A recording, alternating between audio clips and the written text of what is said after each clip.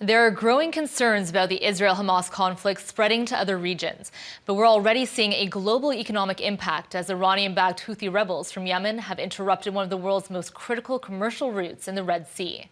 For more insight on this, we're joined now by Dr. Stavros Karamperidis, a lecturer in maritime economics at the University of Plymouth in the UK. Thank you for speaking with us today. It's my great pleasure, Miranda. Thank you for having me. All right, so there are several major conflicts happening in the world, not just between Israel and Hamas, but we're also seeing the war between Russia and Ukraine. Tell us more about the major routes being impacted by these conflicts, as well as their importance to global trade and commerce.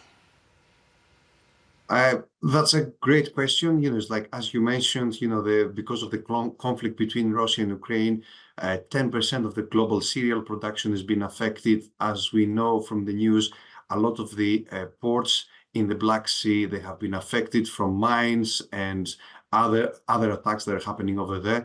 So that means especially developing countries that they were mainly consuming cereal products from the region of Ukraine. They're not having access to that, or the access to those assets has been reduced. And also, if we're talking about what is happening in the Red Sea and the Gulf of Aden, similar story we see in an escalation at the moment of the overall situation. A lot of companies are trying to avoid passing through there, and that, of course, is adding additional time because they have to bypass the Red Sea and they're going through the Cape of Good Hope. So that means additional 10 days and, of course, additional cost because they have to cover an additional 3,500 nautical miles. All right, Stavros, there have been escalating tensions in the Red Sea. As we've seen, they're forcing major commercial shipping companies to reroute their vessels around Africa. This is obviously costing more time, more money. Can you explain just how much of an impact this is having on anything being transported by boat, as well as how this is impacting supply chains and consumers, particularly in the West? It's a big problem because, as you know, most of the production is taking place in Asia. A lot of the goods, and especially because of the global supply chains that we're having nowadays, they're integrated. There's a lot of spare parts being created in Asia. They've been assembled in the Western Europe, North America. So a lot of those goods that they've been transferred from Asia to Europe and North America, and they were passing through the Suez because, unfortunately, we have to keep in mind that Panama, because of the El Nino effect and the global warming, the drought levels have dropped by 3 meters approximately. So that means a lot of vessels, they have selected not to use the Panama Canal because they weren't able physically to fit through there, or they had to take some special measures to be able to cross through the Panama Canal. So they were trying to go through the Red Sea. But unfortunately, the overall situation in the Red Sea now, they have also to use the more lengthy and more costly route. So as you can imagine, those costs are adding up to the overall supply chain. And number one is the financial cost of costing a more expensive freight rate, but also is the time element there that is taking more time for the vessels to bring the goods from point A to point B. Now, are you surprised at just how quickly things have escalated when it comes to what we are seeing in the Red Sea?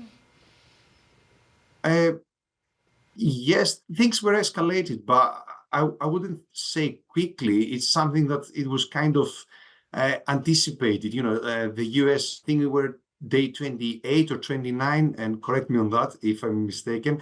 But the US and other Western countries, they were saying to Houthis to stop all that kind of attacks to commercial vessels.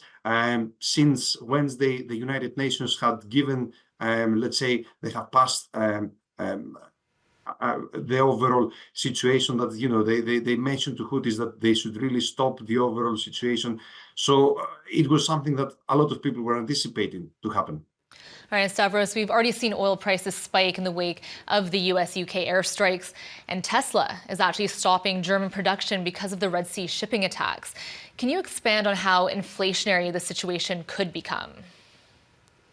It could become very inflationary, but I have to tell you that the last couple of hours, thankfully, the markets, especially in Europe, they've seen probably positively the overall situation with the US and the UK strikes. And that's why we've seen that the oil price has dropped by nearly $5 the last couple of hours, which is a good sign because probably the markets are demonstrating the fact that they're feeling more confident with what is happening, that people are stepping into the ground and they're trying to sort out the situation because, as we said, it was approximately a month of the overall situation been escalating over there.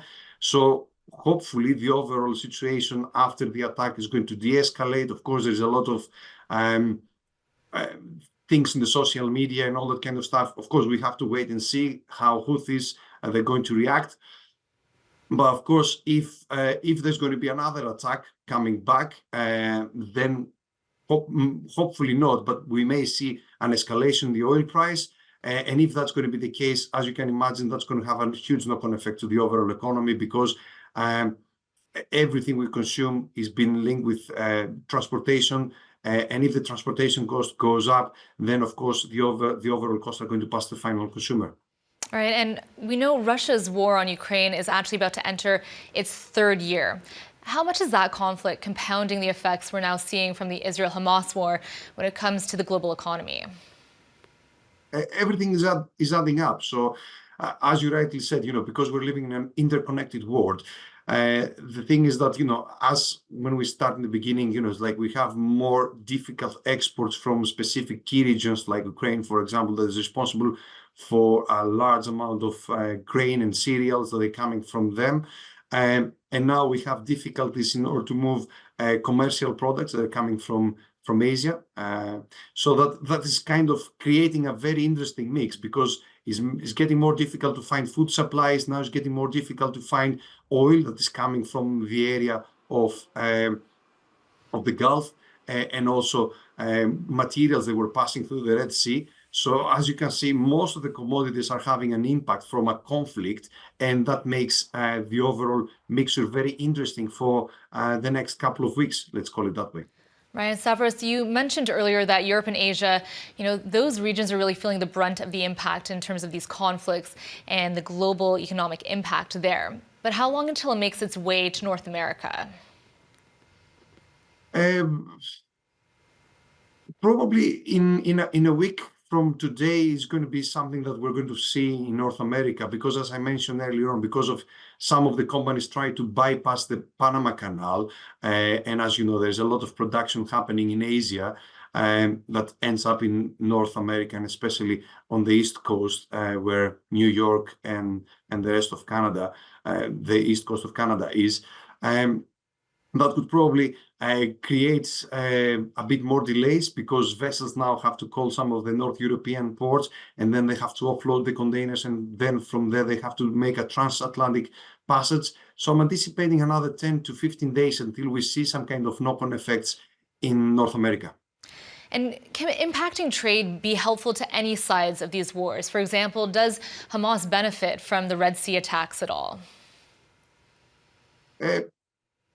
No, but they're trying to probably use it as a leverage power, that they're saying that we are here, we have the capability to hit the global economy, and by disturbing the global economy, they're trying to push some of the politicians to take actions and to further create further push in terms of politicians.